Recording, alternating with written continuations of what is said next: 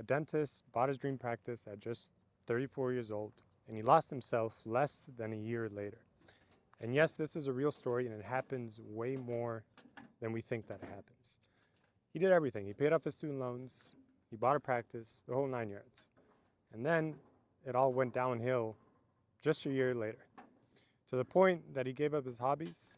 He turned to medication, therapy, all of it. He basically burnt out in less than a year. And the sad part is, this happens way more than we think that it happens, way more than we talk about. But we don't see it often because obviously no one likes talking about their failures and their life struggles. And you know what the crazy part is for stories like this? It's not the dentistry itself that burns people out. It's never the dentistry. We don't realize that when we start a dental office, that it's actually a business. It's not just owning a dental clinic and doing clinical dentistry. It's pretty much owning a business and you're doing clinical dentistry within it.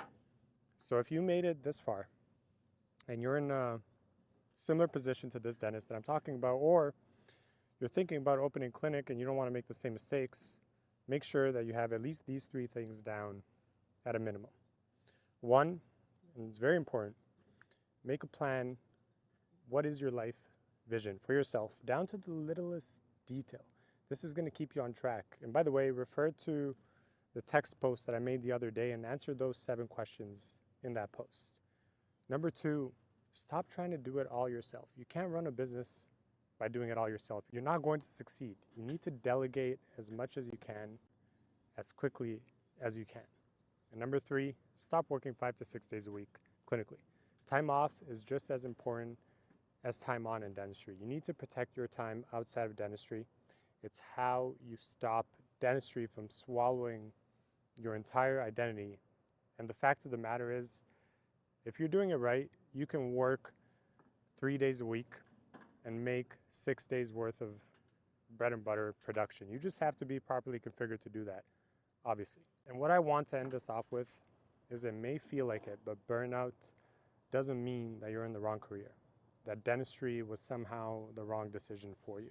It's usually because, and a lot of people don't like hearing this, you didn't create a proper plan and vision for your life. But if you made it this far in this video, you probably want to hear the truth. But you know what? The nice thing about this is, the positive thing about this predicament is that if you're in it, it's fixable. It's a fixable issue, especially with some help. Just please don't give up. You made it this far. All you need is some guidance.